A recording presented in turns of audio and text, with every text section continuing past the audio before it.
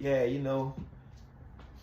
I used to always, look back at life, when I first thought, like mentioning certain things to people that they didn't really totally understood what I was talking about, of more of really not understanding me or who I was, you know. And then what happened was I was waking up, meaning like meaning like I was waking up in the late '90s to different things that was outside of, you know, a thug or a street dude was focused on.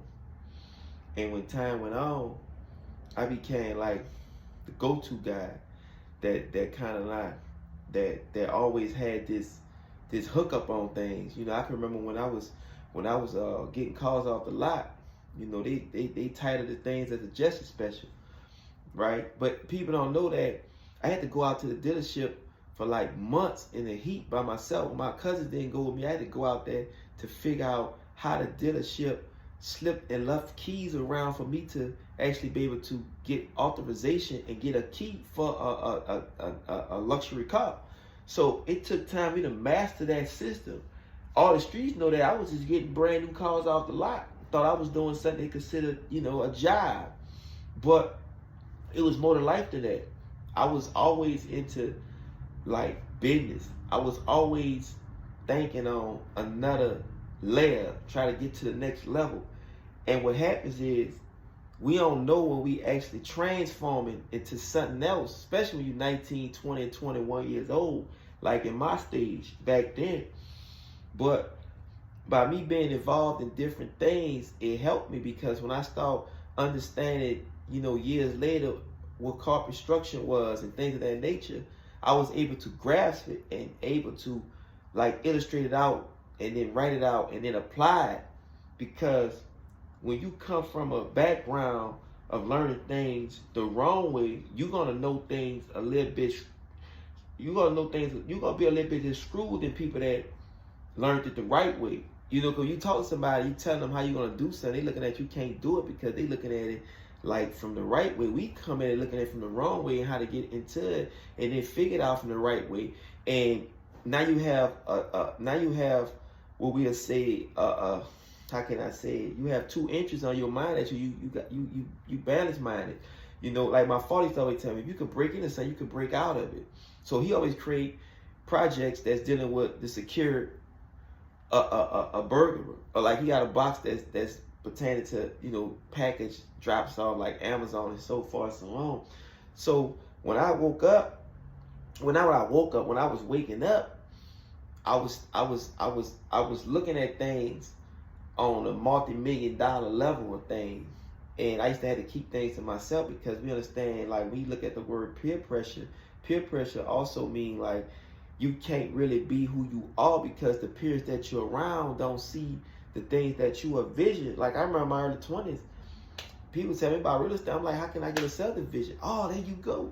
Well, now I know how to apply it and position myself and then buy up enough land and create my subdivision, because back then I can say it wasn't my time. It's always your time, but we got to be able to embrace it when you can look at it, my time, and then keep on grinding and keep on putting effort into learning what you need to know.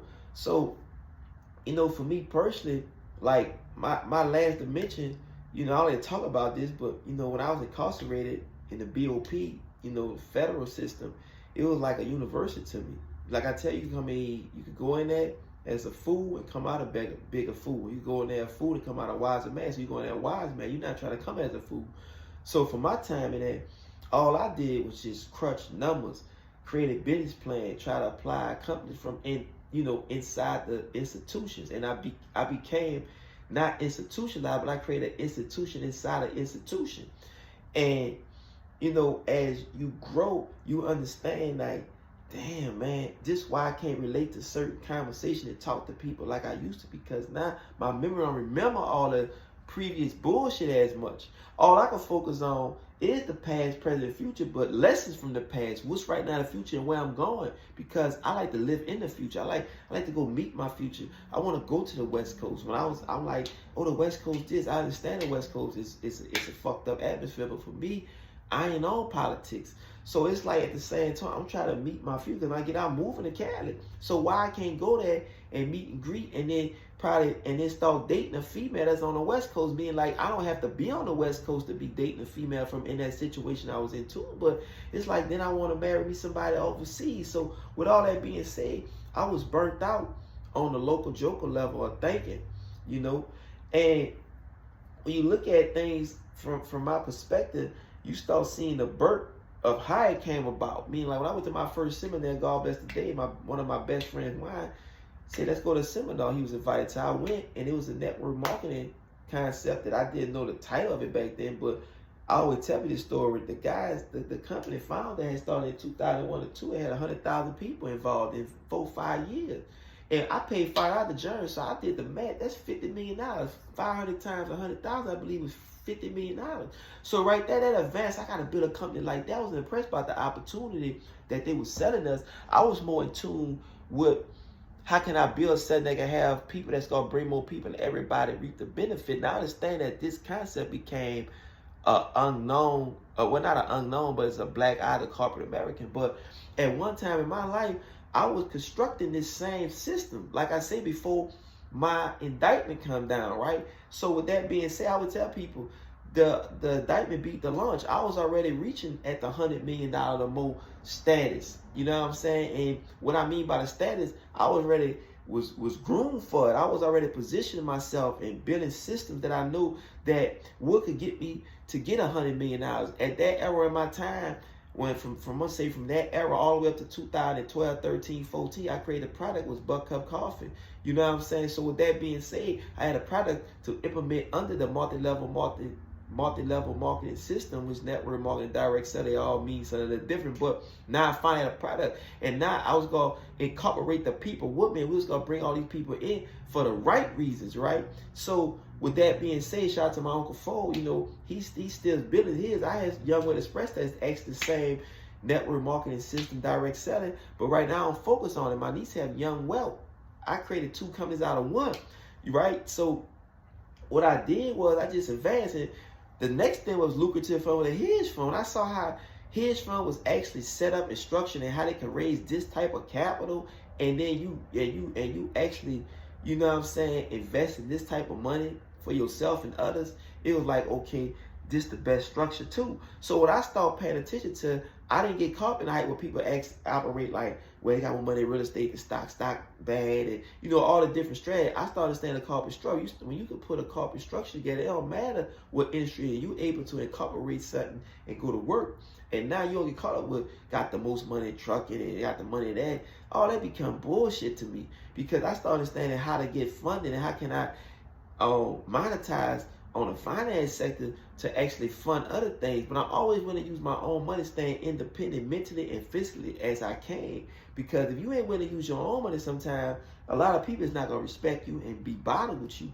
So, like for me with Wealthication, you know, Wealthication is my product, digital product service, right? It's a cash on delivery business when I start distributing courses and material, you know what I'm saying? But Paper Circle Investment is the portfolio management company. I still have Buck Cup Coffee entity, and we're using that for different, you know, systems that we're going to be implementing for funding. So, you know, like I was telling guys, you know, like once you understand the corporate structure and taxation and things of that nature, it's like you behind all this stuff, because you got guys that actually have the strategy for the day trading, the rehab, you know, talking about real estate, the trucking, but sometimes I don't have the corporate body. My job is to give you the corporate body and other strategy, because like for me, all I did, I substituted my old strategy to commercial real estate, because I look at it like this: dealing with resident is like dealing with white, dealing with commercial real estate is like dealing with brown. If you know where I'm going at with them two, you know, different brackets.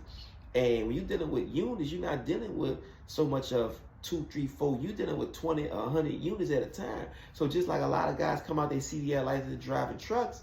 All that I did, I advanced my transportation strategy to aviation, right? I want the maintenance management that's going to maintenance manage a lot of the different trucks and planes and things of that nature. Then, instead of me looking at trucking, commercial real estate is my strategy I'm going into. You see what I'm saying? Because I understand, like, when I'm into it, it takes a minimum 1.5 million just to be settled into what I'm doing. Because I tell dudes today, seed fund is 1.5 million. You know, dudes speaking on trying to get $1 million, it's like it's sometimes it look easier to raise $1 million than making $1 million. We understand we got debt service, we got debt finance, we got equity. I'm on equity financing, me personally.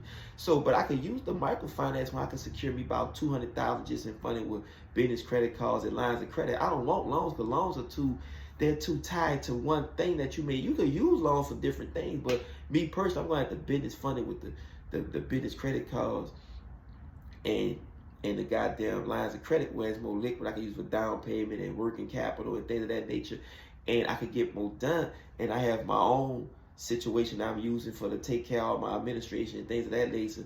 So that deal with capitalization, like I'm doing, create my capital equity, meaning like the ownership of what we represent. Each partner got to have in these LLC that we may have set up the capital account with things of that nature. So, it's like, man, it's like I come a long way, and guys that I meet and guys that I know come a long way. Anybody still holding themselves down in the 30s and 40s, people look at what you can have, but you got to be happy with what you already have. And you can't always judge your success of average people with looking at what you have. And my guy Troy made me realize that, because every time they come home, I accomplish a few cars, a house, and some bands, whatever it is.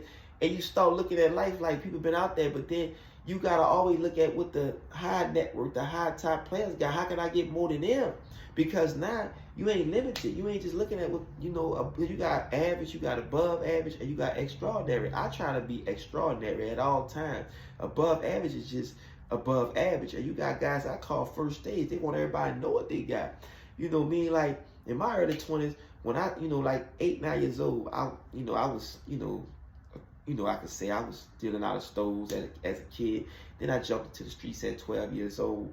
And then from 12 years old, at 13, I had my own car going to green and hooping. So, I transformed into like not wanting to just be a dope boy, thug. I was like, now I'm going to get money all week. I used to call it heist, just, call eyes and different other hustles that came into, getting money, not from just dealing drugs, but, from, theft, fraud and all that. So then, when I realized that wasn't my forte, because what I learned quick was when you get money easy and fast, you run through it. But when you hustling, like dealing with drug money, you're gonna manage. You're gonna manage your money better, because you got to re-up money, your profit and thing. But that's why it's different with fraud money. Dudes make $100,000, they ain't spending money to make it. They can blow it fast. But somebody in the drug dealer, they got $100,000. They had to sit there and buy this amount of this work, sell it, and so he's not going to actually, he's going to be a better manager in most cases. Why do we need to know growing up, they hit licks, they hit licks and they be right back broke. It's just like you look at money managers. Money managers that come in the system is using everybody else's money. In some cases, they don't flourish as fast. But you look at guys like Buffett and other guys that were trading their own money, they start picking up other people's money. It became long term in some cases.